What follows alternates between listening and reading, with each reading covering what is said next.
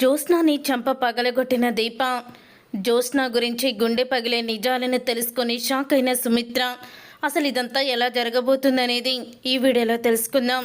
దశరథ మార్చి రాసిన వీలునామాని చదివి అందరూ కూడా షాక్ అయిపోతూ ఉంటారు. ఇక జ్యోత్స్న అయితే కోపంతో రగిలిపోతూ ఉంటుంది. ఇక జ్యోత్స్నని అడుగుతూ ఉంటాడు దశరథ అయితే, నువ్వు పెళ్లి చేసుకొని పిల్లల్ని కన్న తర్వాత ఆస్తి నీదే అవుతుంది కదా జ్యోత్స్న, నువ్వు నా సొంత కూతురివి కాదా అంటూ ప్రశ్న వేస్తాడు. అప్పుడే జ్యోత్స్న షాక్ అయిపోతూ ఉంటుంది. ఇక షాక్ అయిపోతూ ఉంటాం, అసలు జ్యోత్స్న నీ కూతురు కాకపోతే సుమిత్ర ప్రాణాల్ని ఎలా కాపాడుతుంది, వాళ్ళిద్దరికీ అసలు బ్లడ్ శాంపిల్స్ ఇవన్నీ కూడా ఎలా మ్యాచ్ అవుతాయి అని అడుగుతూ ఉంటుంది పారిజాతం.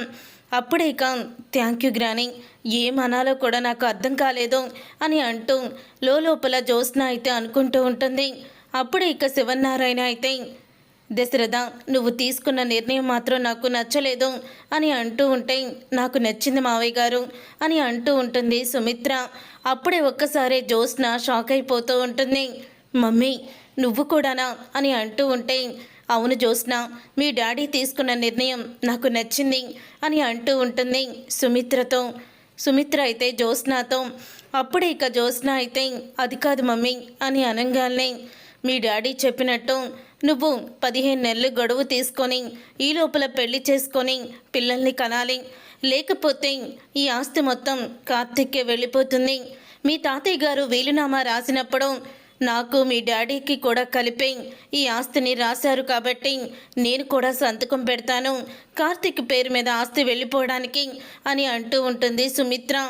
నువ్వు కూడా డాడీలా మాట్లాడతావని అస్సలు కూడా అనుకోలేదు మమ్మీ అని అంటూ ఉంటుంది జ్యోత్స్న అయితే, మీ డాడీ అన్న దాంట్లో తప్పేముంది, నిన్నేమి మమ్మల్ని వదిలేసి వెళ్ళిపోమని ఆస్తి మొత్తం ఇప్పుడే కార్తిక్కి ఇచ్చేమని అడగడం లేదు కదా, కేవలం వీలునామాని మార్చారు అని అంతే కదా అని అంటూ ఉంటుంది సుమిత్ర. అప్పుడే జ్యోత్స్న అయితే, అది కాదు మమ్మీ అని అనగానే, జ్యోత్స్న ఈ సమస్యకి పరిష్కారం కార్తిక్కి ఆస్తి మొత్తం వెళ్ళకూడదంటే నువ్వు చేయాల్సింది ఒకటే ఒక్క పని, పెళ్లి చేసుకోవడం. పెళ్లి చేసుకుంటానని ఒప్పుకో, ఆ వీలునామా మీద సంతకం పెట్టకుండా మీ డాడీ అలాగే ఉంచుతారు అని అంటూ ఉంటుంది సుమిత్ర. అప్పుడే ఇక ఆ మాట విని, సరే మమ్మీ నువ్వు కోరుకున్నట్టే నేను పెళ్లి చేసుకుంటాను అని అంటూ ఉంటుంది జ్యోత్స్న. ఇక చెప్పేసి లోపలికైతే వెళ్ళిపోతుంది. అప్పుడే ఇక ఆ మాట విని దశరథ అయితే ఎంతో ఆనందపడుతూ ఉంటాడు. సుమిత్ర ఇప్పుడు నీకు ఆనందమే కదా అని అంటూ ఉంటాడు దశరథ. నాకు ఆనందంగానే ఉందండి అని అంటూ ఉంటుంది సుమిత్ర అయితే, జ్యోత్స్నని పెళ్ళికి ఒప్పించడానికి ఇంతకన్నా దారి దొరకలేదు నాన్న, అందుకని ఇలా లాయర్ గారితో వీలునామా మార్చి రాయించాను అని అంటూ ఉంటాడు దశరథ అయితే. అప్పుడు ఇక ఆ మాట విని ఇక శివనారాయణ అయితే, అవునా ఇంకా నువ్వు జ్యోత్స్నని వేరుగా చూస్తున్నావేమో అనుకున్నాను రా అని అంటూ ఉంటాడు శివనారాయణ. నేనెందుకు చూస్తాను నాన్న అని చెప్తూ ఉంటాడు దశరథ అయితే, అవును మావయ్య గారు, జ్యోత్స్న చేత పెళ్ళికి ఒప్పించడానికి ఆయన ఈ ప్లాన్ చేశారు అని అంటూ ఉంటుంది సుమిత్ర కూడా. తర్వాత ఇక కార్తీక్ అయితే, మావయ్య నువ్వు మామూలుడు కాదు, చాలా తెలివైనోడివే అని అంటూ ఉంటాడు కార్తీక్ అయితే. ఇంతలో పారిజాతం జ్యోత్స్న దగ్గరికి వెళ్ళి, ఏంటే నిజంగానే పెళ్లి చేసుకుంటావా అని అంటూ ఉంటే, గ్రాని ఏంటి నువ్వు కూడా అని అంటూ ఉంటుంది జ్యోత్స్న. మరి ఇప్పుడే కదే పెళ్లి చేసుకుంటానని చెప్పావు అని అనగానే, చూసావు కదా అసలు ఎలా వీలునామా రాయించారో, ఎటొచ్చి ఆస్తి మొత్తం కూడా వాళ్ళకే పోతుంది, నేను పెళ్లి చేసుకొని పిల్లల్ని కన్నా నాకెందుకు వస్తుంది అని అంటూ ఉంటుంది జ్యోత్స్న. ఏం మాట్లాడుతున్నావే నువ్వు, పెళ్లి చేసుకొని చక్కగా సంవత్సరం తిరిగేసరికి నువ్వు పిల్లల్ని కంటే ఆస్తి మొత్తం నీకే కదా అని అంటూ ఉంటే, నీకు తెలియదు గ్రాని, ఆ దీపే ఇంటి వారసురాలన్న అనుమానం నాకు ఇంకా మనసులో ఉండిపోయింది. ఎంత మమ్మీకి ఆపరేషన్ జరిగి నాకు కూడా ఆపరేషన్ జరిగి మమ్మీ బయటపడింది, నేనే మమ్మీకి బోన్ మ్యారో ఇచ్చానని డాక్టర్ చెప్తున్నా సరే నాలో ఏదో తెలియని అనుమానం మాత్రం నన్ను వెంటాడుతూనే ఉంది. నా అనుమానానికి తగ్గట్టు ఆ రిపోర్ట్స్ కూడా లేట్ అవుతున్నాయి. ఆ రిపోర్ట్స్ రావడానికి కొంచెం సమయం పడుతుందని డాక్టర్లు అయితే చెప్తున్నారు. అందుకని నేను నిజాన్ని తెలుసుకోలేకపోతున్నాను అని ఆ కోపంతో రగిలిపోతూ ఉంటుంది. జ్యోత్స్న అయితే అసలు నువ్వేం మాట్లాడుతున్నావో నాకు అర్థం కావడం లేదే. నీకు పిల్లలు పుట్టకపోతే నీ పిల్లలు పుట్టకపోతే 15 నెలలకి అప్పుడు కార్తీక్ ఆస్తి వెళ్తుందని మీ నాన్న వీలునామా రాయించాడు. ఈలోపే నువ్వు పెళ్లి చేసుకుంటానని మాట ఇచ్చేసావు కదా, మరి అలాంటప్పుడు ఇంకెందుకు నువ్వు భయపడిపోతున్నావు అని అంటూ ఉంటుంది పారిజాతం. ఇప్పుడు నీకు నిజం చెప్పానంటే నా చంప ఆ చంప ఈ చంప వాయించేస్తావు అని అనుకుంటూ ఉంటుంది. పారిజాతంతో నిజం చెప్పకుండా జ్యోత్స్న అయితే మనసులో అవును గ్రాని నిజం చెప్పు, నువ్వు నిజంగానే ఆ రోజు దీపని ఎక్కడికి వెళ్లకుండా కదలకుండా చూసుకోమని చెప్పినప్పుడు దీప రూమ్ బయటే ఉన్నావు కదా అని అడుగుతూ ఉంటుంది జ్యోత్స్న. అప్పుడే ఎన్నిసార్లు అడుగుతావే నువ్వు అని అనగానే నిజం చెప్పు గ్రాని, నువ్వు నాతో అబద్ధం చెప్తున్నావని నాకు అర్థమైపోయింది. ఏదో జరిగింది కానీ నువ్వు నేను తిడతానేమో అని నిజాన్ని దాచిపెడుతున్నావు, నిజం చెప్పు అని అడుగుతూ ఉంటుంది జ్యోత్స్న.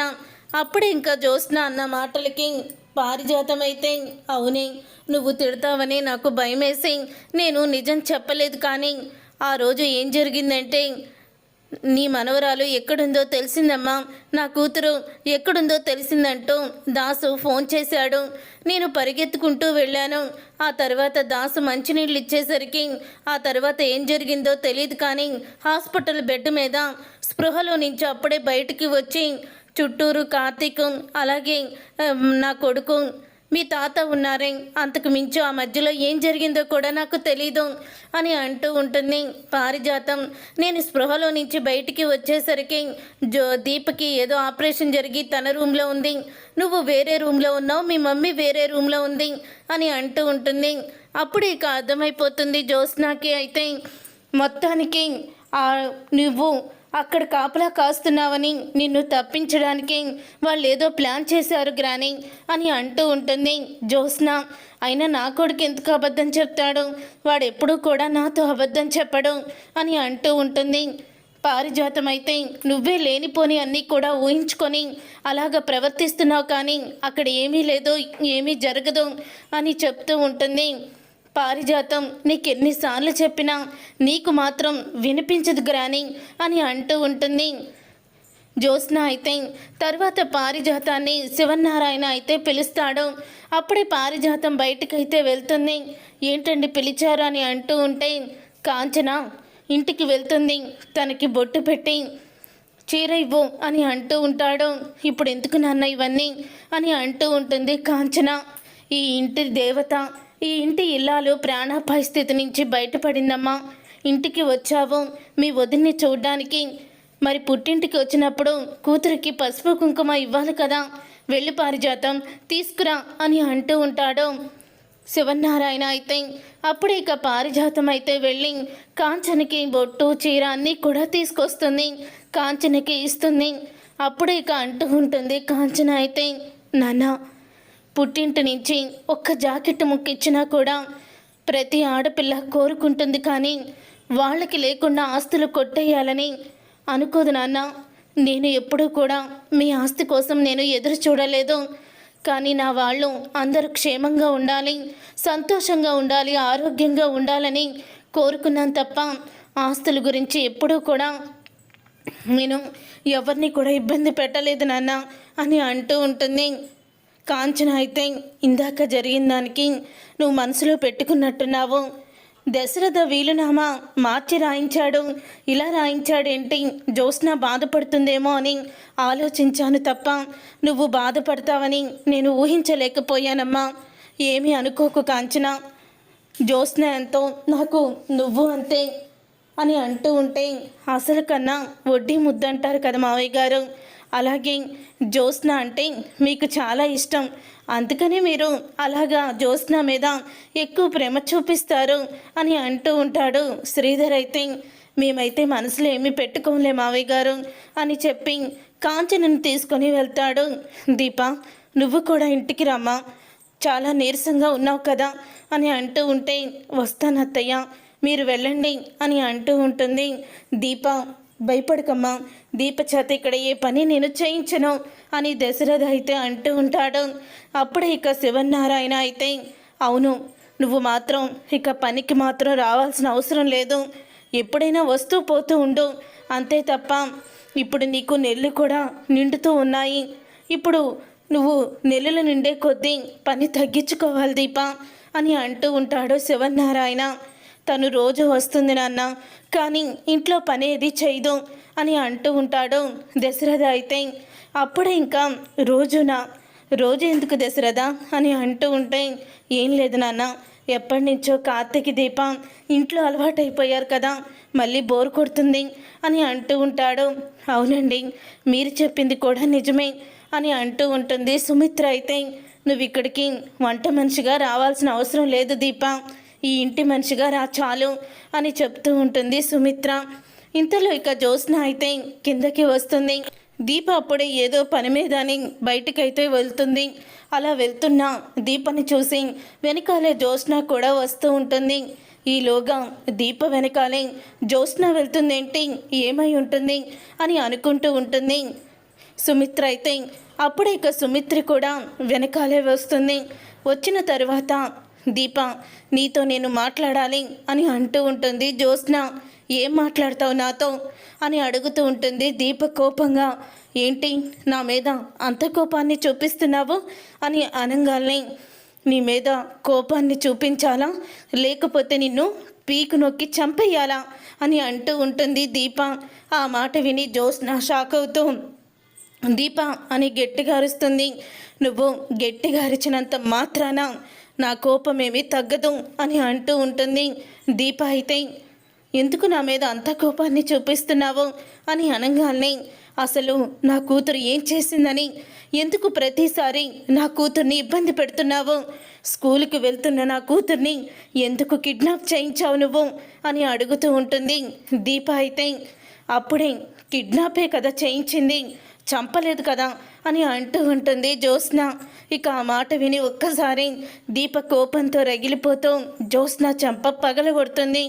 జ్యోత్స్న చెంప పగలగొట్టి, నీకు కూడా పెళ్ళయ్యి నీకు కూడా పిల్లలు పుడితే అప్పుడు అర్థమవుతుంది వాళ్ళ మీద ప్రేమ. అసలు నువ్వు ఎలా పుట్టావు జ్యోత్స్న, నీకు కనీసం ఆత్మాభిమానం అనుబంధాలకు ఉన్న విలువ కూడా తెలీదా, నీలాంటి ఆడదాన్ని ఎక్కడా కూడా చూడలేదు అని తిడుతూ ఉంటుంది దీప. అయితే చాలా ఎక్కువ చేస్తున్నావు దీప అని అంటూ ఉంటుంది జ్యోత్స్న.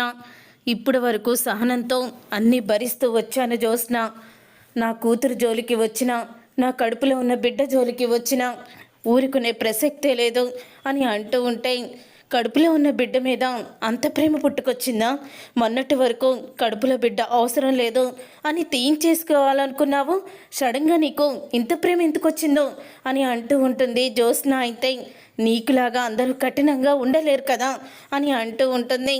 అప్పుడే ఇక నేను కఠినంగా ఉన్నానా, మా మమ్మీ ప్రాణాల్ని కాపాడాను అని అంటూ ఉంటే, మీ మమ్మీ ప్రాణాల్ని కాపాడావు, దానికి నేను ఒప్పుకుంటాను, కానీ ముందు నువ్వు ఏం చేశావు, మీ మమ్మీకి ఒంట్లో బాగోనప్పుడు పట్టించుకున్నావా, లేదు ఆవిడకి నిజం తెలిస్తే తట్టుకోలేదన్నప్పుడు నిజం చెప్పాలని చూసావు, చివరి వరకు ఎలా తప్పించుకుపోవాలని ఆలోచించావు, నీ గురించి నాకు తెలీదా, నా వాళ్ళు ఇదంతా నాది అని అనుకుంటే కంపెనీలో నువ్వు కొన్ని కోట్ల స్కాము ఎందుకు చేస్తావు, కంపెనీ పరువు తీయాలని ఎందుకు చూస్తావు, మీ డాడీకి శత్రువైన ఆ వైరాతో చేతులు కలిపి కాశీ జీవితాన్ని ఎందుకు నాశనం చేస్తావు, మావయ్య గారిని CEO పదవిలో నుంచి దింపేయాలని నువ్వు చేసిన ఆ కొన్ని కోట్ల స్కాము బయటపడుతుందని నువ్వు కాశీని అడ్డం పెట్టుకొని కాశీ చేత తప్పులన్నీ చేపించావు, ఆ వైరాతో కంపెనీ సగం తనకే రాసిచ్చేస్తానని నువ్వు మొత్తం కూడా మాట్లాడుకొని చివరికి వాళ్ళిద్దరిని జైలుకు పంపించి నువ్వు సక్రమంగా తప్పుకున్నావు. నీ గురించి ఏ విషయాలు తెలియక అందరూ కూడా నువ్వే తప్పు చేయలేదేమో అనుకుంటున్నారు, కానీ నీ గురించి నాకు, మా బావకి, మావయ్య గారికి బాగా తెలుసు అని అంటూ ఉంటుంది దీప. అయితే ఈరోజు కాశీ జీవితం నాశనం అయిపోవడానికి కారణం నువ్వే, కాశీ స్వప్న ఇద్దరు విడాకులు తీసుకున్నారు.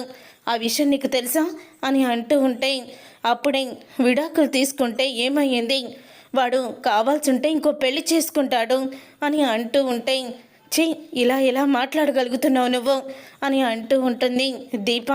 చూడు జ్యోత్స్న, నేను నీకు జోలికి రావాల్సిన అవసరం నాకు లేదు.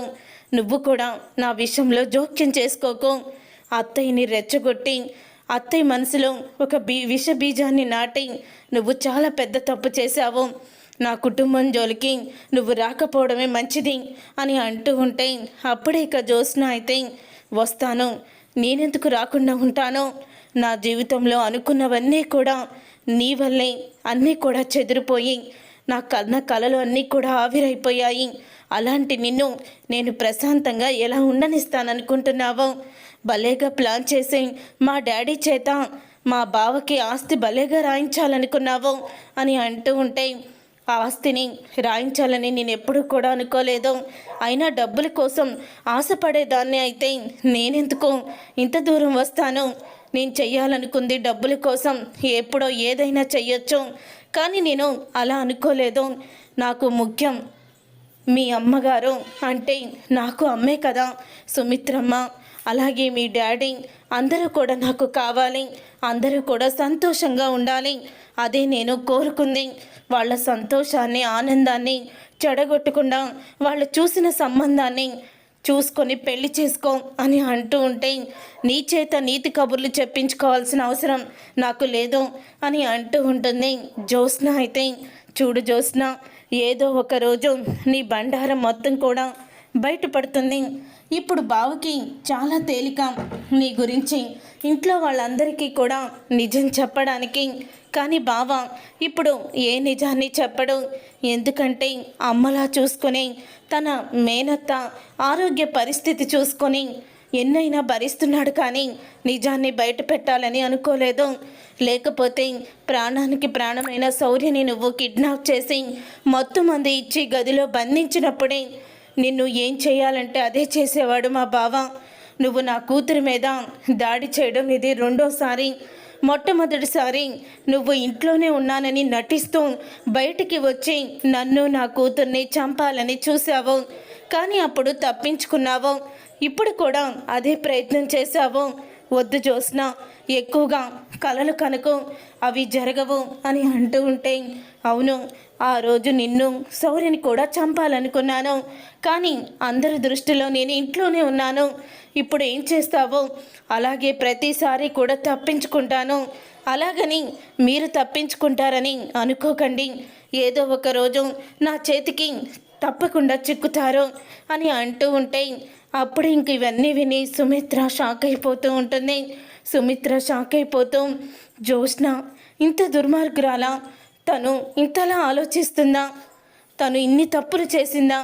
ఇప్పటి వరకు నా కూతురు నా ప్రాణాలను కాపాడిన దేవత అనుకున్నాను, కానీ తను అందరి దృష్టిలో నా ప్రాణాలని కాపాడాలని అనుకుంది. అందరి దృష్టిలో కూతురు అనిపించుకోవాలనుకుంది తప్ప నా మీద ప్రేమతో తను కాపాడాలని అనుకోలేదు అని అనుకుంటూ ఉంటుంది సుమిత్ర. అప్పుడే ఇక జ్యోత్స్న అయితే లోపలికి వస్తుంది. లోపలికి వస్తున్న జ్యోత్స్నని సుమిత్ర అయితే చూస్తుంది.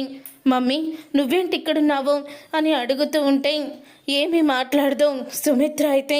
మమ్మీ, ఏంటి మమ్మీ మౌనంగా ఉన్నావేంటి అని అంటూ ఉంటే, ఏం లేదు అని గదిలోకి వెళ్తుంది. గదిలో కూర్చొని బాధపడుతూ ఉంటుంది సుమిత్ర. అప్పుడే దశరథ వెళ్ళి బాధపడుతున్న సుమిత్ర దగ్గర కూర్చొని అడుగుతూ ఉంటాడు, ఏమైంది సుమిత్ర, ఏంటి ఆ కంట్లో నీళ్ళు అని అడుగుతూ ఉంటే, జ్యోత్స్న చేసిన తప్పులు అన్నీ తెలుసుకున్నాను అని దీప జ్యోత్స్న ఇద్దరు మాట్లాడుకునే మాటలన్నీ దశరథకైతే చెప్తుంది. ఇలాంటి కూతుర్ని కన్నానా నేను? నా పెంపకం తేడానా ఏంటండి ఇదంతా అని అంటూ ఉంటే, బాధపడుకో సుమిత్ర, అసలు జ్యోత్స్న మన కన్న కూతురు కాదు అని అంటూ ఉంటాడు దశరథ. అయితే ఆ మాట విని షాక్ అయిపోతూ ఉంటుంది సుమిత్ర. ఏం మాట్లాడుతున్నారండి? అవును, దీప మన కన్న కూతురు, జ్యోత్స్న మన కన్న కూతురు కాదు అని నిజాలను బయట పెడతాడు. కానీ ఈ విషయం నువ్వు ఎలా తీసుకుంటావో తెలియక ఇప్పటి వరకు నిజాన్ని బయట పెట్టలేదు. కానీ జ్యోత్స్న విషయంలో నువ్వు బాధపడుతున్నావు కాబట్టి నిజాన్ని బయట పెట్టాలని అనుకున్నాను అంటూ దశరథ అయితే దీపే మన కన్న కూతురు అని నిజాన్ని చెప్పేస్తాడు సుమిత్రకి. ఇక ఆ మాట విని అందుకనేనా జ్యోత్స్న దీపని శౌర్యని చంపాలనుకుంది అని అంటూ ఉంటే, మరి జ్యోత్స్న నా కన్న కూతురు కాకపోతే నాకు బోనుమేరో ఇచ్చింది కదా అని అంటూ ఉంటే, లేదు నీకు బోనుమేరో ఇచ్చింది దీపే. కడుపులో ఉన్న బిడ్డని కూడా పోగొట్టుకోవడానికి సిద్ధపడి నిన్ను కాపాడుకోవడానికి తన తల్లితనాన్ని దూరం చేసుకోవాలని త్యాగం చేయాలని అనుకుంది మన కూతురు చాలా గొప్పది అని అంటూ ఉంటాడు దశరథ. అయితే చూసారుగా ఫ్రెండ్స్, రాబోయే కథలో ఖచ్చితంగా ఇలాగే జరగబోతుంది. మరి ఇలాగే జరగాలని మీరైతే కోరుకుంటున్నారా? అయితే వీడియోని తప్పకుండా లైక్ చేయండి. మీరు చేసే ఒక్క లైక్ మాకు ఎంతో సపోర్ట్ని ఇస్తుంది.